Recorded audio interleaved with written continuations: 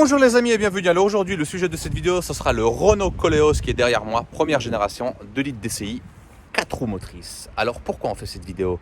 Parce que sur le marché de l'occasion, je me suis aperçu que c'est un véhicule qui est très équipé, qui est très boudet, mais qui est relativement très fiable. Et ce sera dommage de le louper celui-là. Abonne-toi à like et on y va, c'est parti, on va regarder ça.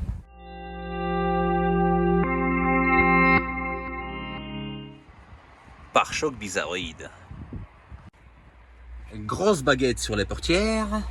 Bon, l'esthétique n'est pas fou, mais quoi qu'il en soit, on est en 18 pouces, vitre teintée à l'arrière d'origine, couleur qui est relativement sympa. Par exemple, tu foutrais ça sur une BMW comme une X5, une X6. Bon, je compare un petit peu, ce serait trop beau. Là-dessus, bon, ça passe moyen. Sur certains modèles, tu auras la boule. Ce qui est sympa à l'arrière, c'est le haillon en double. Bah oui, on parle d'une voiture pratique, hein. On parle d'une voiture familiale qui est pas très jolie, mais qui est pratique. Même le 3008 à l'époque, son concurrent direct, il en était équipé. Bon, ils ont arrêté de faire ça parce que certainement ça coûte trop cher. Bah oui, il faut faire des vérins, il faut faire des trucs, des coupures, tout ça. Voilà, il pleut, tu te mets là, tu manges ton casse-dalle au bord de l'autoroute, t'es bien. Coffre, grand, plus de 400 litres. On s'approche des 500 litres, je crois, de mémoire. Ici, un autre rangement pour la galette, plus le subwoofer Bose. Voilà, hop. Bon là après tu as le rideau, mais ça c'est toutes les bagnoles, elles ont ça.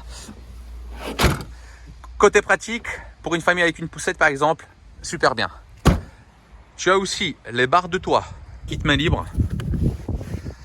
Bon, l'espèce de Sky à l'intérieur. Ça lui va pas trop mal par rapport à la couleur. Bon, je trouve par contre que ça vieillit pas très bien au niveau de là, tu vois. Là où tu t'assois, ça fait comme le canapé à la maison que tu as acheté par exemple chez Confo.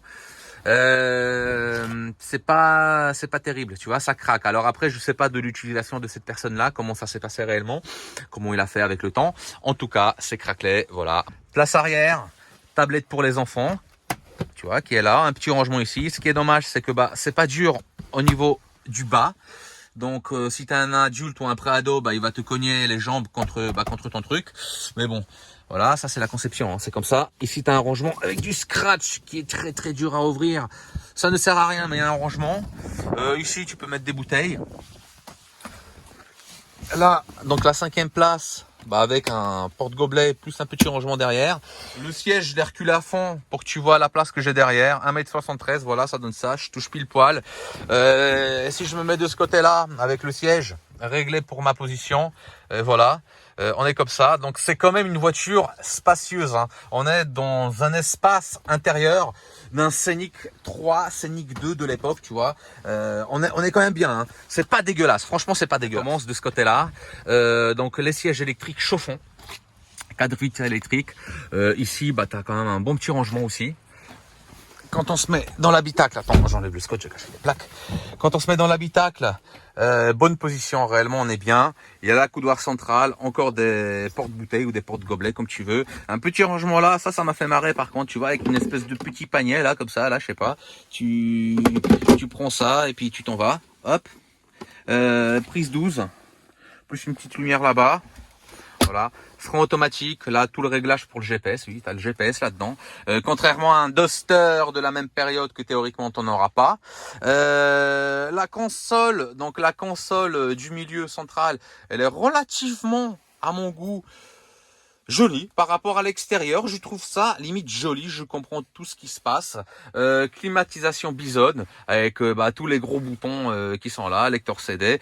Ici, l'activation du régulateur du limitateur, là blocage des différentiels, enfin tu le mets en 4 motrices et tu bloques. Et puis là il y a un bouton descente. J'ai pas essayé ce véhicule dans le tout-terrain, mais bon je pense qu'il fait comme le Qashqai.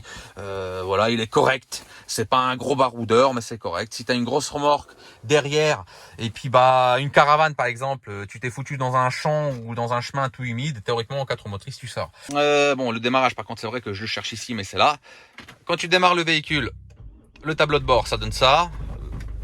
Le moteur, je suis honnête avec toi, il est relativement brillant à l'intérieur. Il n'y a pas à tortiller du fion. C'est assez bruyant. Peut-être pas plus qu'un Qashqai. Certainement un tout petit peu plus qu'un 3008 de la même époque, c'est sûr. Le véhicule, donc, il a bientôt 193 000 km. Le volant, dans son ensemble, il a très bien vieilli. Les garnitures, elles ont bien vieilli. Tu vois, je tire bien. C'est pas trop mal. Là, il y a rien qui peut vibrer. Donc, bon, c'est du tableau de bord qui est moelleux, donc ça va. Là, la casquette, ça va. Bon, le système, pour tout ce qui est son, t'as vu la marque, je la cite pas, mais c'est du bon. Pour moins de 5000 €, t'as à peu près ça avec à peu près ce kilométrage-là. Tu vois, c'est pas ma voiture, je la vends pas, enfin, je fais aucun coup commercial. J'étais là pour le casser un tout petit peu parce que c'est vrai qu'avant, j'y crachais sur le fion parce que je l'aimais pas esthétiquement. Mais je suis désolé de le dire, mais à l'intérieur, on se sent quand même bien, non, les amis? Pour une famille de 5, on est bien, on a tous les équipements nécessaires, que ce soit la clim Bison, 4 vitres électriques, l'ordinateur de bord qui est relativement complet, tu vois, la place, côté pratique, porte-gobelet, enfin, de l'espace, visibilité rétroviseur, visibilité globale. On est vraiment bien. Peut-être, oui, il manque une petite caméra de recul que tu peux t'installer ça à rien du tout. En sachant que c'est un véhicule qui a été commercialisé sous la marque Samsung en Corée. Sur Wish, tu as des accessoires à chier pour l'autre marque. Donc, certainement, tu pourras t'en commander pour toi, chez toi. Non, je suis désolé de le dire. Le moteur, j'ai regardé les Koleos, là, autres Qashqai en 2 litres, à part les Vanegère et 2-3 petites conneries. Y a pas grand chose à dire. C'est des voitures fiables. Je suis désolé. Mais ouais, je me sens bien. Ça a l'air d'être une bonne bagnole qui est relativement confortable. Les amortisseurs sont pas très fermes. L'assise sur le siège, on est bien. Voilà, vie à bord, bonne. Putain, je reviens pas, quoi. Bon, les gars, sur ce, crachez-moi sur la gueule si vous voulez, laissez-moi des commentaires négatifs, des pouces vers le bas, mais en tout cas, si quelqu'un a moins de 5000 € à mettre dans un véhicule 4 roues motrices avec plus de 150 chevaux ou 150 chevaux à peu près, roulons Koleos, quoi. Qu'est-ce que tu veux que je te dise? Hello darkness, my old friend. Bonne journée à tous et à bientôt. Soyez pas trop durs avec les commentaires. Ciao.